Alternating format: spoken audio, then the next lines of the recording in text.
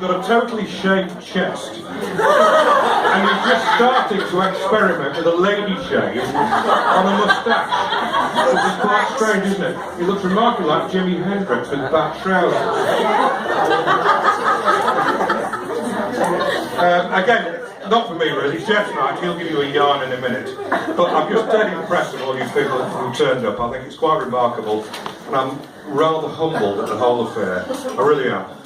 This bloke here actually has helped an awful lot of careers in the aviation business over the last 45 years, really. Yes. A lot of people wouldn't have made it if he hadn't have been Geoff, so to speak, to Geoff you into the industry and to move you along. Some people have made it extremely well, some people have fallen by the wayside to some degree, but you've all had the touch of Geoff somewhere in your career. And I think he's quite a remarkable man in his own way. He really is, and I'm very proud.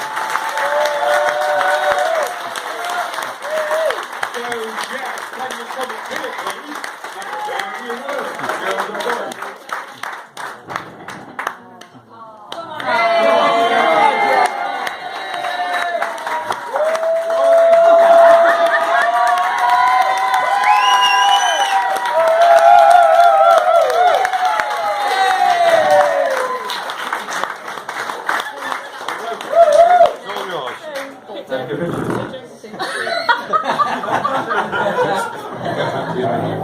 You got to speak up in there.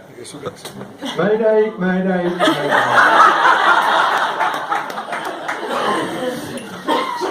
Right now, I'm in a state of distress. Can I just remind you though, during the mayday call, you are not allowed to laugh. Although I might make an exception to that. If we applause at the end, we achieve a happy landing. Welcome to my retirement do. Thank you everyone for turning out. I had a total shock at seeing many faces today. Really was in shock. I just didn't know what to do. You know, people often ask me, what is the scariest moment I've had in my flying career? And I can promise you, it is now.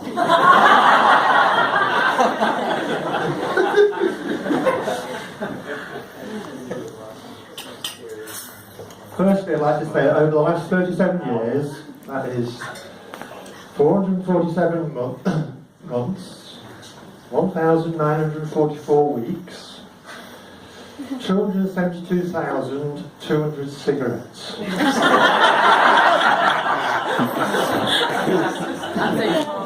Not quite true actually, so give it a few hundred times just to prove how easy it is. I'll start again.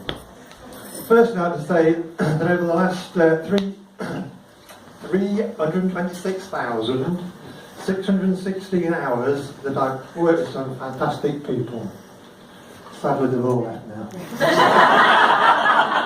They're all here. Yes, they are here.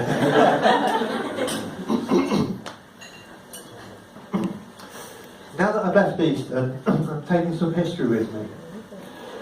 Not wanting to be accused of theft, I've decided to share some of it with you this evening. Just a little bit about me first. I joined British Airways in 1974.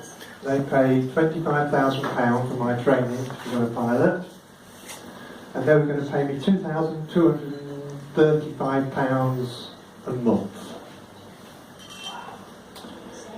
The only problem was that there was a fuel crisis in the mid-1970s. Oil went from $1 a barrel to $2. But flying got expensive and British Airways didn't need me anymore. Not for a while anyway. So I had a career change. I became a busy pop delivery driver's apprentice. Didn't like that much, so I'm a carpet fitter.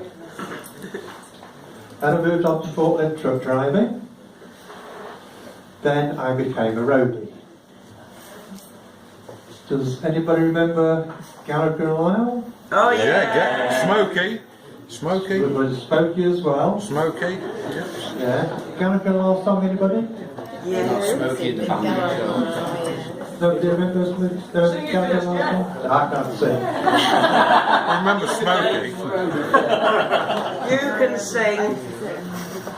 Heart on the Sleeve was one of them. Heart of a Slave. Gosh, dear. On a stage. Andy Christopher, Andy Fair with the Low as well. I got the line in to say that Amen Corner, wasn't it? if you remember them, you're probably about my age and about to retire as well. I am. Not as well as you, but 13,649 days ago, in November 1978, a Manchester-based company called Kilroe offered me a job as a pilot, and they were paying £5,000 a year. That's just over what double British Airways are paying. But we had a thing called inflation then, which was when the miners used to go on strike, have a couple of weeks off, get a 25% pay rise. Everybody else would do the same a few weeks later, and 6 months later we'd do it all again. So manufacture sorted the problem out. This job with Air Kilroe was just a temporary job until I went back to British Airways. I didn't want to stay here very long. In any case, British Airways are now paying £10,000 a year. The company in Manchester was owned by a wealthy Irishman called Tim Kilroe. He'd only bought an aeroplane so he could fly home to Galway to see his mum and dad. But he got no pilot's licence. And he liked his Guinness and his brandy. So we had to employ a pilot. The pilot was called Sippo. I'm surprised he's not here tonight. Another 10 minutes. Sippo managed to get an AOC with an operations manual that was written on the back of a fag packet. It quite simply said, FFS, don't crash the plane.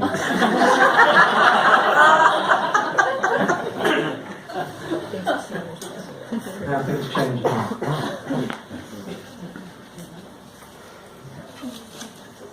Its headquarters at Manchester. It's an old porter cabin, complete with antique desk, telephone, typewriter, a couple of settees, fridge, wash basin, electric meter and a water meter. Am I right, Barry? Correct, Yeah. I remember the water meter because one day me and Russell, the chief pilot at the time, were sat on the settees and a black bloke walked in and said, "I've come for his water meter." So Russell leapt out of his settee, went to a cupboard, picked up the water meter and took it to him.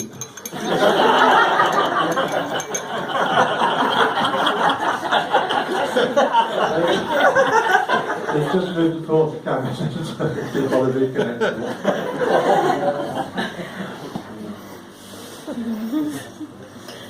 Kilroe had a beaten up 6-seater Piper Aztec and an 8-seater Piper Navajo, just as big a wreck. We were tasked with making money with these wrecks. It wasn't easy, especially when most of the flying was just in Kilroe and you never paid for it.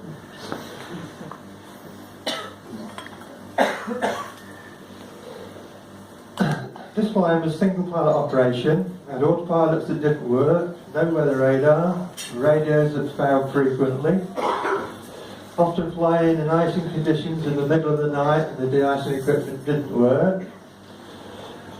That's where I really learned how to fly aeroplanes. There's no such thing as standby. If you got a phone call from work, you went in. Advantage was there's no mobile phone in those days.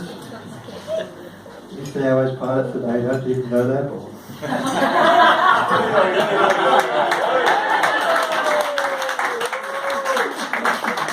Oh, you're retired.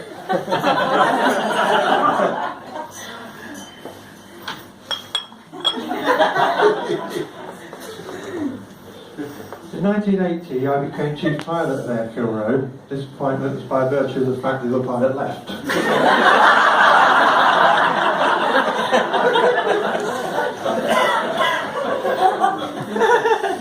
I must tell you about the first trip I did as chief pilot. It's not really a flight story, but it got a lovely punchline at the end. It was 25th of August 1980. That's the beauty of keeping a logbook. Tim Kilroe loved his horse racing, and he had a horse running in the 2 o'clock Peterborough race and 4 o'clock Newbury race. And he said, "Geoff, can we see both?" And I said, "Tim, if you're back to the airport at Peterborough by 3 o'clock, we'll make it." So he disappeared off, saw his race. It's the only time I was going to be early back at the aeroplane. Jumped in the aeroplane, flew to Newbury. We landed on the race course, and we were there in plenty of time. Jim went up to the bookies. He was counting notes off a roll of £50 notes, and I only started counting after a few seconds, but he counts up at least £2,000. Went to the bookies, stood in the queue, about 6 people deep. Took me a few minutes, but he got to the front, and when he put his bet on, arms and legs were flying everywhere. Somebody's put a big bet on. He turned to his trainer, Jimmy Fitzgerald, I think that's gay, and in broad Irish, I didn't really understand what he was saying, but he obviously said something like, "Oh, I'll put one that on it, Tim, it's going to win." So he rolled another couple of grand out of his pocket, went to the back of the queue. This time the bookie called him to the front. Put a few more grand on, and arms and legs were flying everywhere. Then Tim turned to me and he said, "No, I'm betting, Geoff." And I said, "No, Tim, don't bet." He says, "Go and have a bet." Put his hand in his pocket and he pulled out a £5. Tried to give it to me, I wouldn't take it off him, so he eventually says, "Give that here."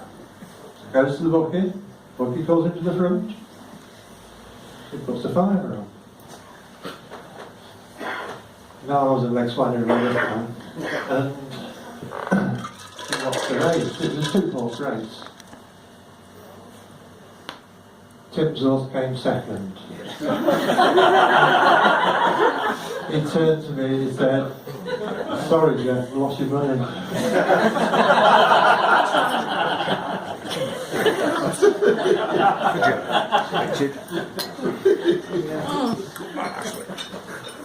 By now, Air Kilroe got a switchboard, replaced the telephone, a PC, replaced the typewriter, we even had a photocopier. We moved the porting cabin to a place with a better view and put it on the threshold of runway 23 left at Manchester. But that was before the budget. Just outside was a brand new hangar. Tim was erected without planning permission. It was a shock to the airport authorities. You can put the big taxiway in without them knowing. In 1982 we bought an immaculate King Air 200, which was 2-pilot operation. Autopilot worked, everything worked, even had weather radar. It was so popular with customers that Tim decided to update the whole fleet. Then we started to make some money. That's when I decided to stay. British Airways are going to have to manage without me now.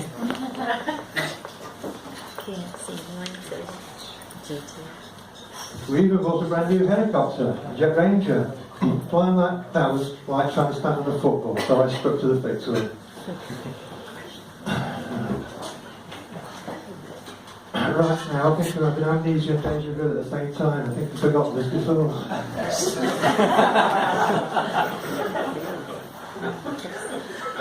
In 1986, we won a major contract with ICI, the chemical giant. That was the year that my son was born, James. And in 1989, we bought our first brand new Jetstream 32. And that was the year my daughter was born. You bet.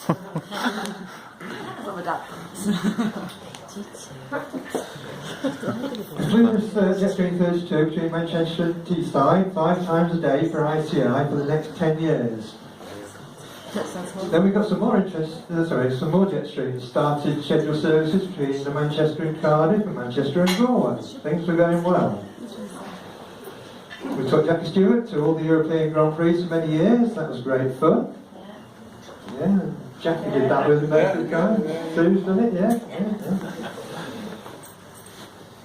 Over these years, Kilroe became quite a large maintenance organisation, looking after quite a few airlines operating into Manchester. And we were the main GA handling agents there. I think this one's for you, Richard. What?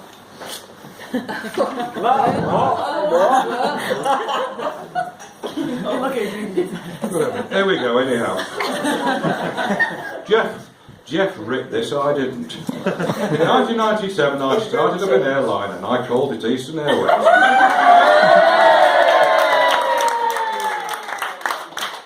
We operated Metroliners where the passengers had to get on their hands and knees and crawl up and down the Better buy some Jetstream 32s, I thought. I wonder if Air Kilroe can maintain them for us. I wonder if Air Kilroe can help us fly them. I wonder if Brian Hetherington, the MD, will let Geoff Wallis train my pilot. It will take a while to get an AOC, so I thought, sod it. I asked Brian if I could buy the company. Fuck it, he said. So when he stopped swearing at me, he did agree. Just buy the fucking company. So I did.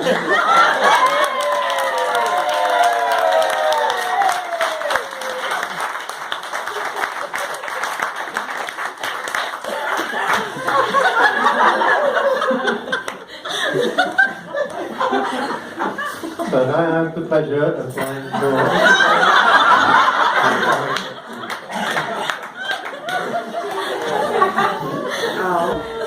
It's been such a true pleasure, except when I have to wear my hat, of course. After 19,596,960 minutes, you know the story I'm taking with me now. Just change the subject for a short time. Now that I've retired, I've had to learn a few new acronyms for pensioners. And just tell you what two that I've learned so far.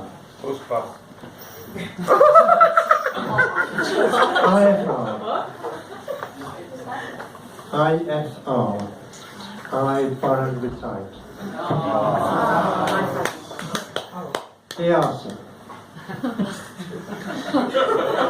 Eat and sleep anytime. AOC. Any guesses? Aging old captain. ETA? Extra time available. INOP. This is tricky, this one. INOP. In need of pension. Does anybody know what DNA stands for? National Dyslexic Association.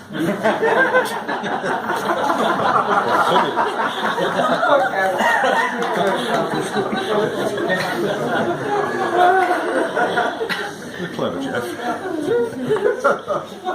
Well, that's nearly it. It's goodbye to everyone for now. I wish you all and Eastern Airways the very, very best of luck for the future.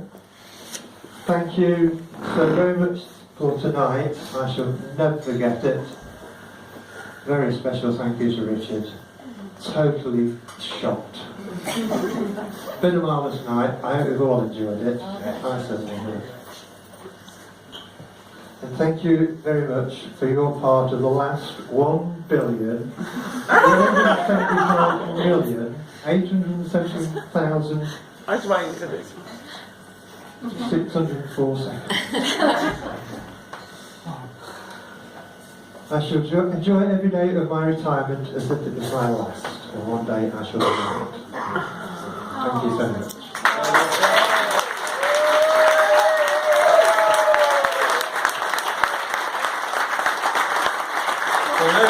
Geoff Wallis. Let's just have a toast of vodka. You might not like vodka, but let's just give Geoff a toast of vodka for it, you know. Cheers, Geoff. All the best. All the best.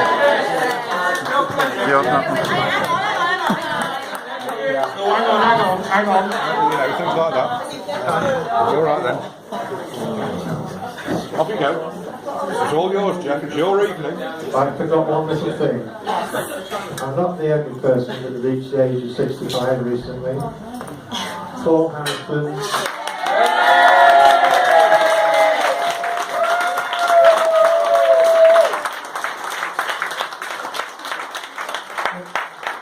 Where are you, Paul? There you are. There you go, Geoff. We won't break you. Oh, he comes. Come on.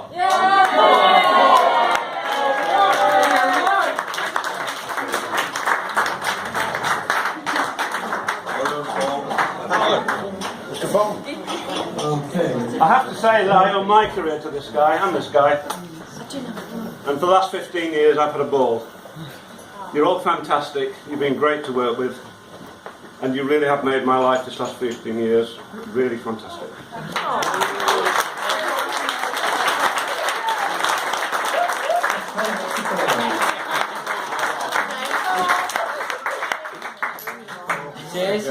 Thank you for 15 years ago taking on that very raw first officer.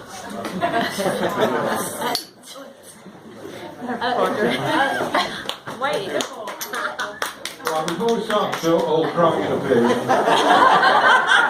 just once again, just keep drinking. You've got to keep drinking. We've had some amazing balls in Easton, we really have. We've had some wild affairs, haven't we? Those parties that we had in the summer, we've got pissed, we've set things on fire, we've done all sorts of things, we really have. And I think reinforces to me we are a slightly unique family. We do things slightly off the wall and we get things done. But I'll tell you what, we are fucking professional at what we do. We've been flying and acting and everything that we do that supports the business. We're kind of dead clever because we're still around, you know. And thank you very much.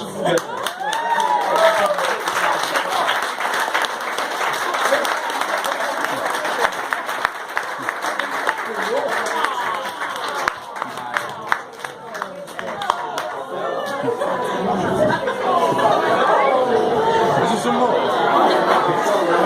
Was that it?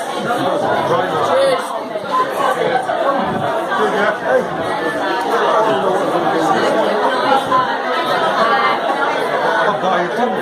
I'll buy you dinner. Come down. I'll buy you dinner, John. That's like I'm a dinner drink.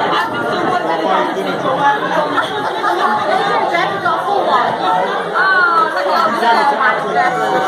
Oh,